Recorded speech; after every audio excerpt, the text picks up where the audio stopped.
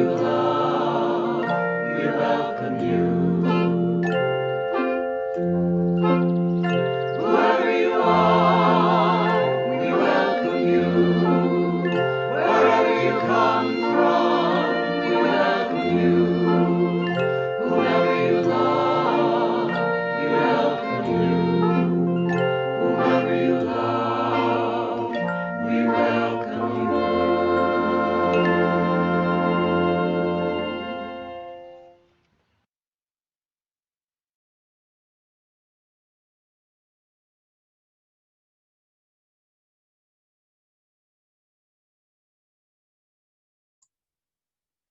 Good morning.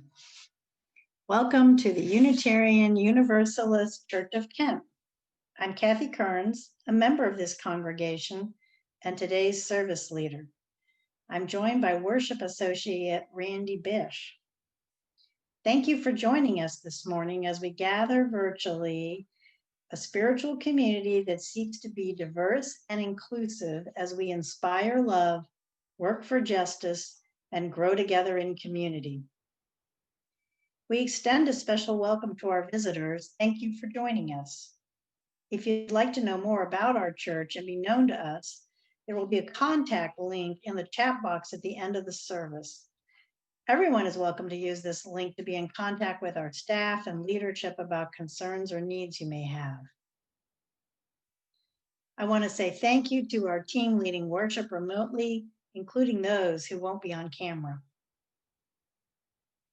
Radical hospitality, being a welcoming and inclusive community, is one of our highest values as a gathered community sharing life's journey together. Once again, welcome. Now, as we prepare for worship, let us take a moment to breathe, to invite the spirit of love to be present among us, and to set aside the demands and worries of the world for now.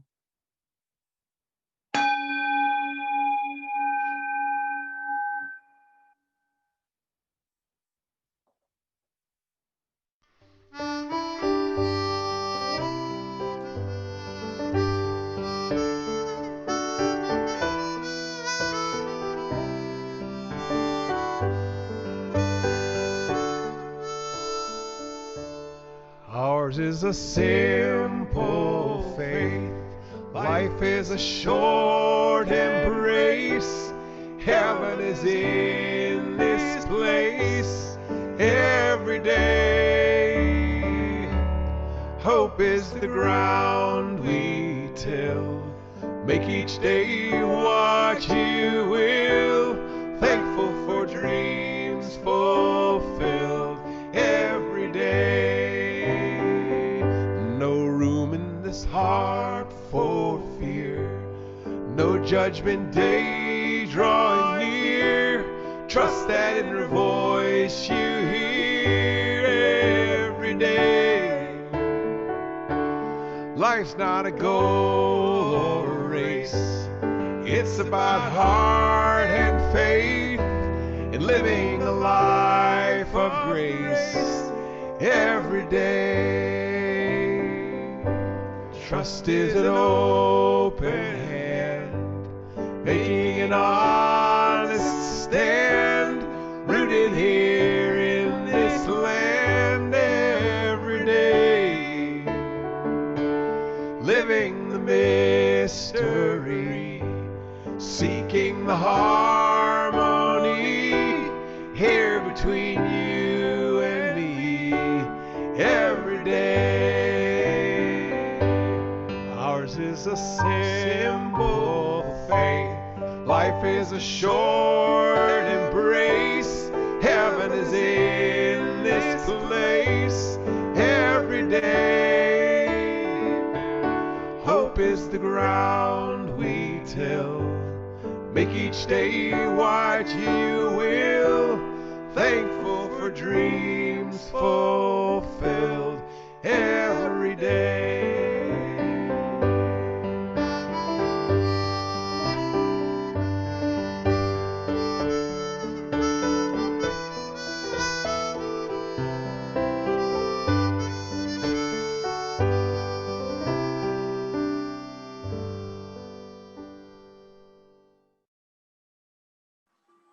As a young married couple, and having moved to Florida, we settled into a daily routine of waking up, going to work, coming home, and partying. Life for us became unfulfilling and wearisome. So, remembering our childhood days of attending church, we thought surely we would find answers to life by going back to church. So, we decided to look for our missing piece by attending many different churches.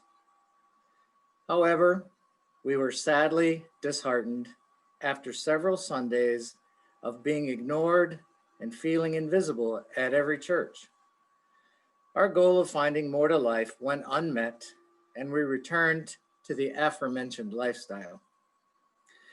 Several days passed by, and we decided to move back to our hometown of Butler, Pennsylvania. We found jobs, had an apartment, and the lifestyle we knew in Florida. Again, feeling that familiar emptiness and wanting more in life, we again began our search for the missing piece and decided to give that church thing one more try.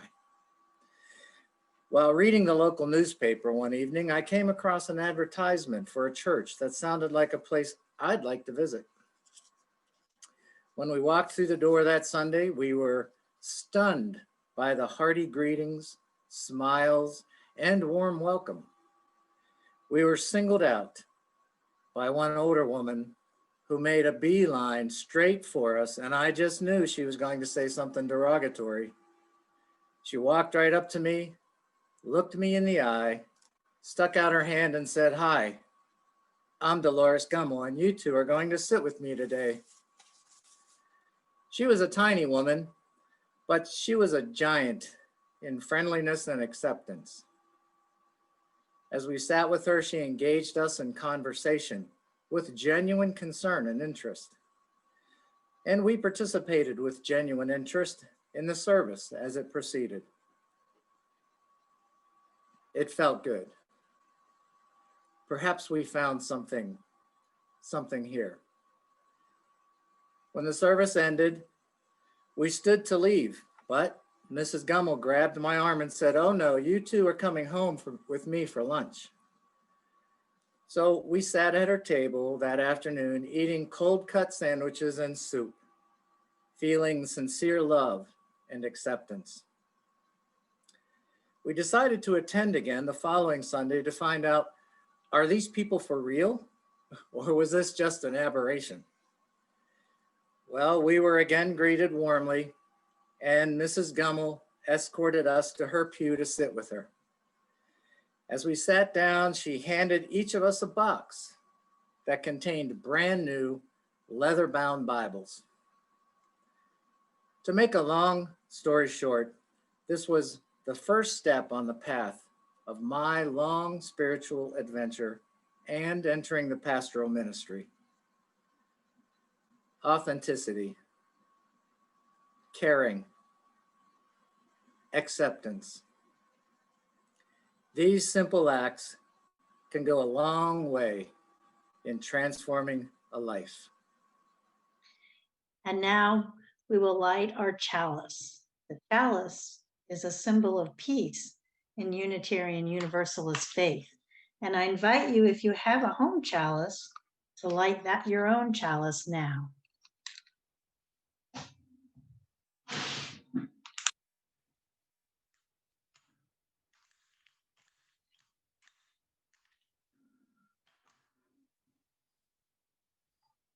And we will say together the words of covenant, a statement of how we wish to be together in community. So I invite you to read these along with me. Love is the spirit of this church, and service is its law. This is our great covenant, to dwell together in peace, to seek the truth in love, and to help one another.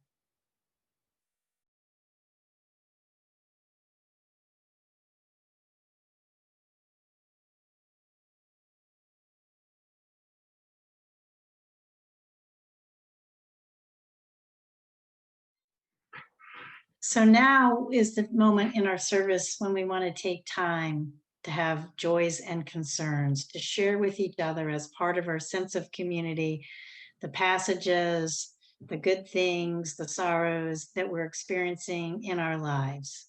So I invite you now to share your thoughts with us with the chat, and I will be reading them. Trudy is sad at the loss of their dog Pudge, who they had for 10 years of love. Holding your family in our hearts. That's a hard one. Diana Watt is delighted to announce the joy of her daughter, Colleen, and Eric are engaged as of New Year's Day. Many congratulations to your family. Oh, Michelle Bors is thinking of Jesse Cannon, who is in the hospital with some sort of new diagnosis. Oh, we'll send our thoughts of care. Thank you, Michelle, for letting us know. Vivian shares the sad news that Phyllis Smith's sister, Bernadine, died of COVID on New Year's Day. Our thoughts are with Phil and Cal and the rest of their family. Michelle is grateful for the labyrinth at Tannery Park that the churches in Kent worked to create in the 1990s. She was able to walk it yesterday with Val. And now I offer you this prayer by Laura Horton Ludwig, Spirit and Body Joined Together.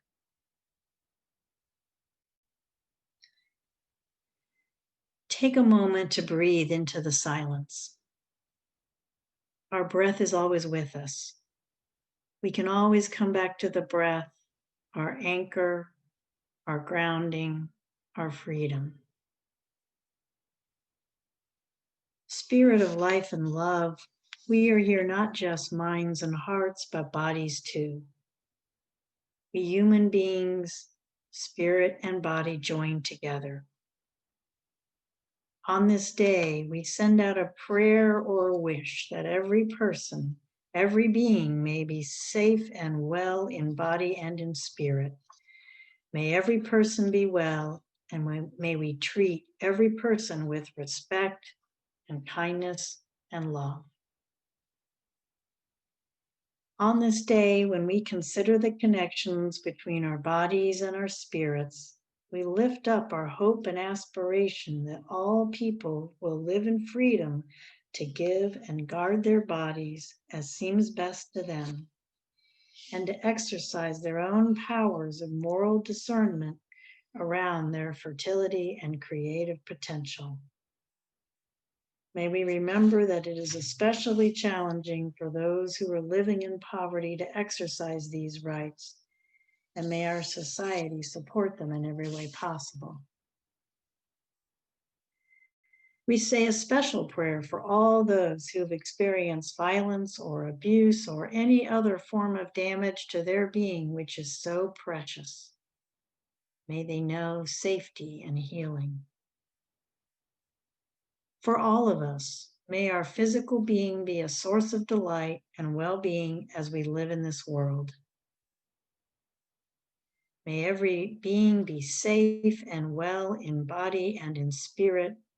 May every person be well, and may we be vessels of compassion for everyone we meet. Amen.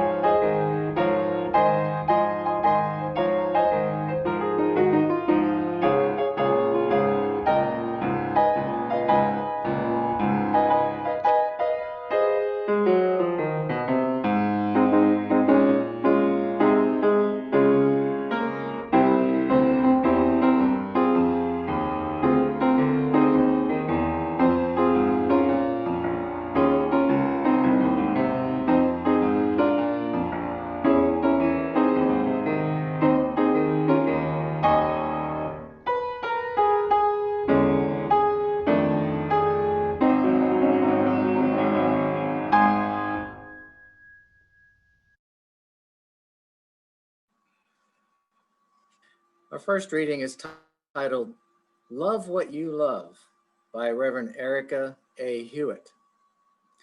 On August 29th, 2018, Roger Cooper, at RogerC137, tweeted plainly, quote, "Could we, without relentlessly criticizing, let people have their pumpkin spice and avocado, spelled AVACADO, and their fandoms, and their D&D, and their too early Halloween decorations, and whatever little harmless things in which they've managed to find a tiny shriveled flower of joy?"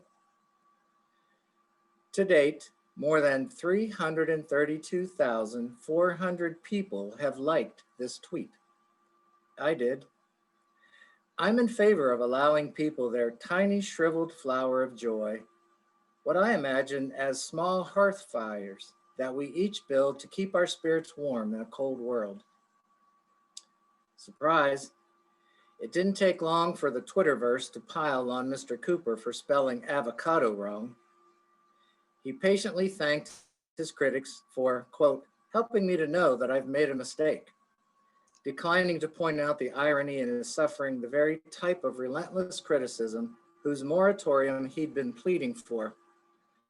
His follow-up tweet was, "We're all just trying to survive." Who among us doesn't know that critique, criticism, and assessment are norms of our culture? I'm not talking about affectionate teasing between friends. I mean withering comments and performative boredom looking for an audience. "Oh, is sports ball happening?" asked one person, knowing their friends are thrilled by the World Series nail-biter. "Ugh, you can't listen to Christmas music yet," moans another, as some of us are already weighing when to put out our light-up Christmas llamas.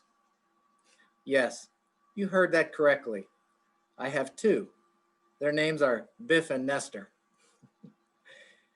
It makes us feel powerful to be in the judge's seat, I suppose, and some of us are wired to be the outlier, the naysayer. But there are days when the culture of knee-jerk critique makes me sad. I noticed lately that I hold my small, harmless pleasures close, lest an online friend spit into the small hearth fire that I've tended into a reliable source of warmth. I'm trying to practice aggressive non-judgment about how you, me, and all of us choose to warm ourselves. Who cares if your harmless pleasure bores or disinterests me? We're all imperfect, and the world can be such a barbed place. We're also merciful, or can be. We can be cheerleaders for simple joys, even when we don't share them, and compassionate about the fact that we're all just trying to survive.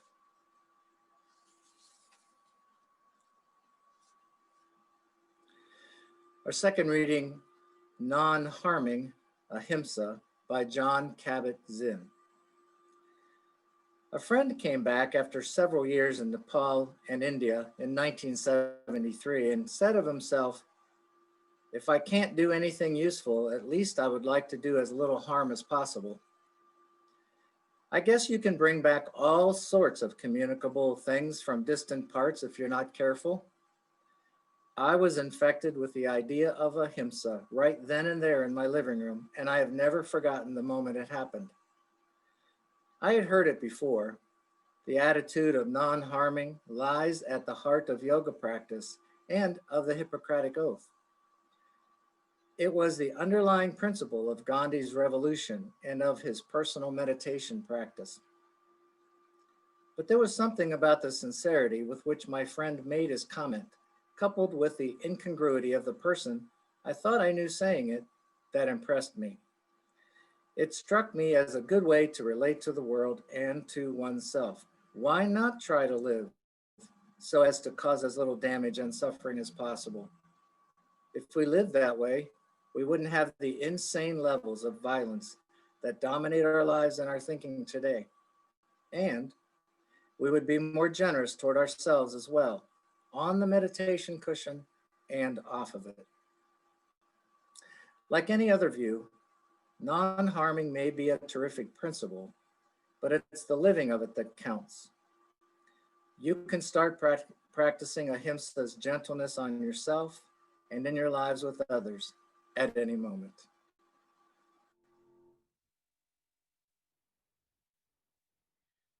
I've been feeling for a while like something is amiss in our culture, that a subtle shift has been underway for a few years. A coarsening in our culture, an attitude of sneering at those with the wrong views and actions, a critical edge. So when I read the piece by Reverend Erica Hewitt, Love What You Love, it resonated with me and I realized she'd named it for me, a culture of critique. Let me be clear, it's not that all critique is bad. Getting feedback is critical for growth. It can motivate learning and change. It plays a critical role in the sciences. No, your idea is wrong. Let me test a better one. It plays a critical role in personal growth. Recognizing our destructive habits is the first step toward improving ourselves and our relationships. It is critical in a business environment. Companies that can critically examine themselves and adjust are more likely to survive long term. I spent a career as a university professor where you live and breathe within a culture of critique.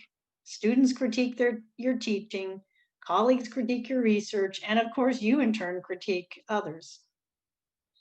The university environment can be jolting for some students as they adapt to receiving more feedback than they would like.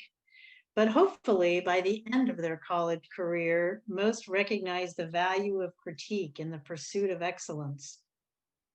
Decades of research has shown that it is very adaptive for humans to be able to have a growth mindset where feedback from others is not seen as diminishing or a threat to oneself, but an opportunity for growth and improvement. And of course, not all critique is criticism, it includes positive comments as well. So while I recognize the value of critique, I was still left with the feeling that something was not quite right.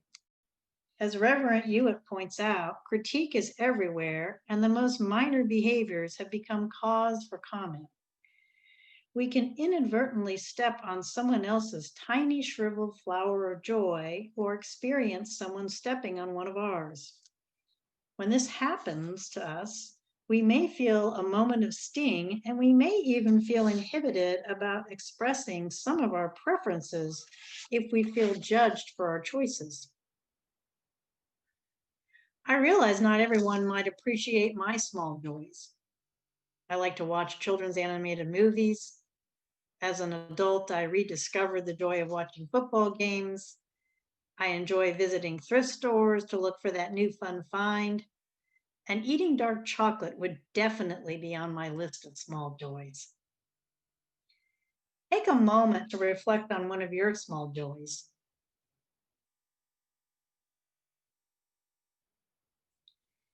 Research tells us that experiencing joy and other positive emotions not only helps us feel good in the moment, but it benefits us in other ways. Positive emotions are linked to better physical and mental health. They also promote creativity and open-mindedness, which in turn helps us to be more resilient in the face of challenges.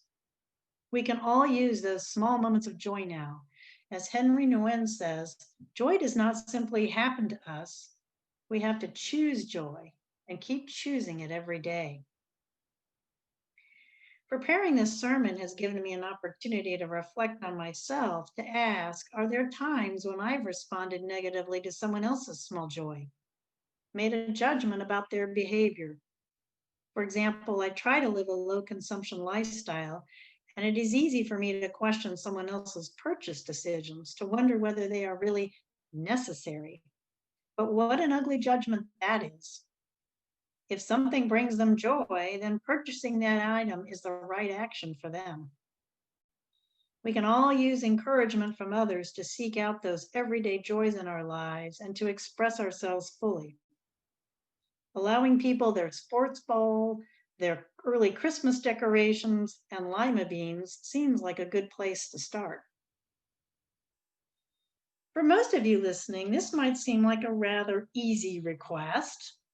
So maybe I can give you a more difficult spiritual challenge. In the book Love Your Enemies, David Brooks asks, how can we save our country from the culture of contempt? The question highlights what can be the sharp edge of our culture of critique, the expression of contempt. As Brooke notes, contempt is anger mixed with disgust and conveys an attitude of disdain. He says we don't have an anger problem in America, we have a contempt problem. It is critique combined with contempt that especially coarsens our culture. Here's just one example. Last February, President Trump tweeted, "Congratulations to the Kansas City Chiefs on a great game and a fantastic comeback under immense pressure. You represented the great state of Kansas and, in fact, the entire USA so very well. Our country is proud of you." Oh my, did the Twitter universe respond to this tweet? You would have thought our president was endorsing keeping kids in cages or opening up Alaska parks for development or rolling back environmental pollution standards, trying to get other countries to interfere in our elections, failing to speak against white supremacy, working to overturn the results of a legitimate election, or denying the seriousness of the coronavirus pandemic. But no, he was congratulating the Kansas City Chiefs professional football team on winning the Super Bowl. Yet here is an example response to his tweet. Former Missouri Senator Claire McCaskill took a screenshot of Trump's tweet and added, "It's Missouri, you stone cold idiot." Wow. Friends, can we just unpack this a bit? Especially since the original tweet was probably the most innocuous one ever from our president. You might even be wondering, why was this tweet problematic? I mean, it turns out the Kansas City Chiefs are based in Kansas City, Missouri, just across the state line from Kansas City, Kansas, two cities, same name, different states. Now, I grew up in Oklahoma, and when I moved to New York for graduate school and told people where I was from, I had people ask me, "Isn't that the state next to Idaho? Alabama? Ohio?" Not a single person ever said, "Oh, that's the state right above Texas." So I'm going to make a wild guess. There was probably a lot of people in our country who had no idea that the Kansas City Chiefs are based in Missouri and not Kansas. The president's tweet is probably true anyway. I mean, that people in Kansas were proud, because there's no professional football team in Kansas or Oklahoma or Iowa or Nebraska for that matter. And so I'm sure there's a lot of Kansas City Chief fans in those states, especially now that they have Patrick Mahomes as their quarterback. So, can we take a deep breath and look at this situation through the lens of the culture of critique? It seems what we have here is a very minor mistake that was made in the context of an attempt to spread good wishes. Is contempt really the best response we can make? What if, instead of contempt, we showed grace when others make innocuous mistakes?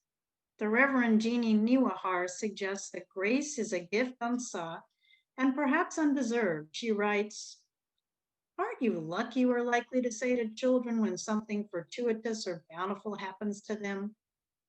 Aren't we lucky to catch a glimpse of a deer in the woods? Aren't you lucky to have such a wonderful Aunt Sarah? Aren't we lucky to have a sunny day for a trip to the beach?" But luck simply implies a chance of fate. Grace is far richer and deeper. Grace suggests there is a benevolence in the universe, a source of love and beauty, which in some measure is responsible for the elegance of the deer and the warmth of Aunt Sarah.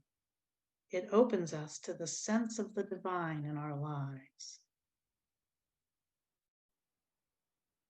I personally believe there is a benevolence in the universe, a source of love and beauty. So if, as Frederick Buechner says, grace is something you can never get, but only be given, can we show grace to others at those moments where they try but stumble?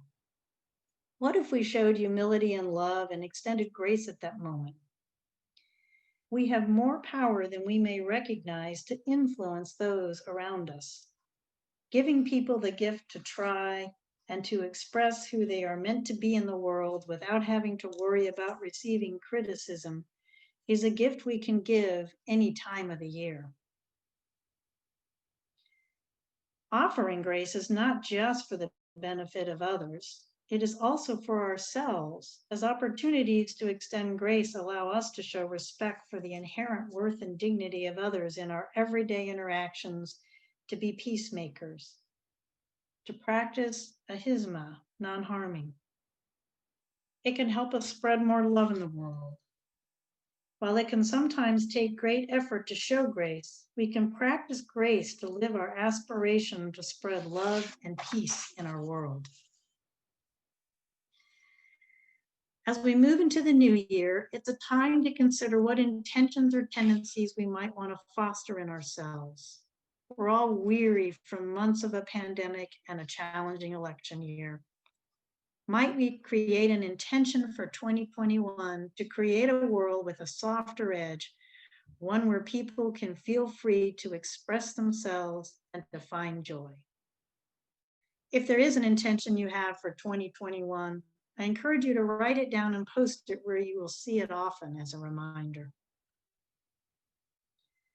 I leave you with these final words from the Reverend Darcy Roque, a piece entitled, "Each of Us Ministers to a Weary World." She writes, "There is too much hardship in this world to not find joy every day. There is too much injustice in this world to not right the balance every day. There is too much pain in this world to not heal every day. Each of us ministers to a weary world. Let us go forth now and do that which calls us to make this world more loving, more compassionate, and more filled with the grace of divine presence every day."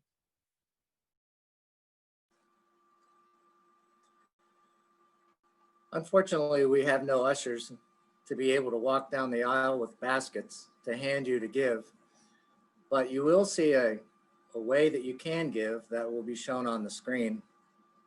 As we come to our offering time, we want to thank all of you who give so generously, which helps sustain and grow ministries like our church, in order to not only let our light shine, but become a beacon for the community now and far into the future. Our January special offering will benefit the Portage County NAACP, an organization working to eliminate race-based discrimination. The NAACP works for financial security, education, health, justice, equality in the political system, and promoting young adult engagement.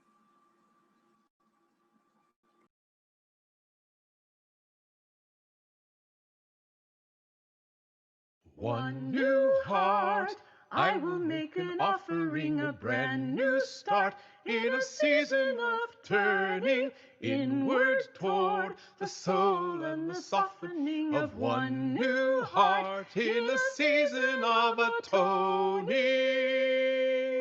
One new heart, I will make an offering, a brand new start in a season of turning inward toward the soul and the softening of one new heart in a season of atoning. I hold you as you hold me. I turn to you as you turn to me. I hold, I will make an offering as you hold in a season of turning. I turn to you and the softening as you turn.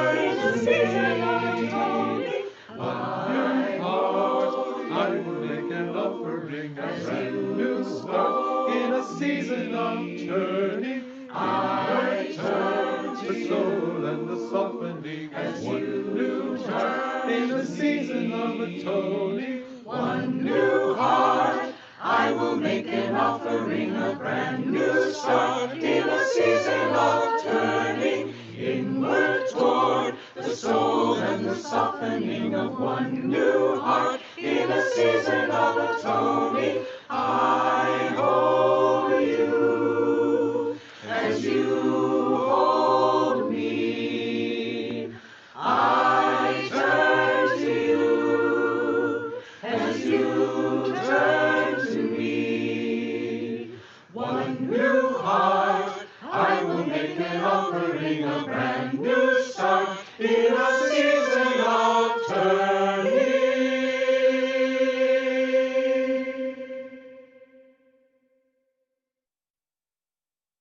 And now, as we close our service, I invite you to say the words for extinguishing the chalice.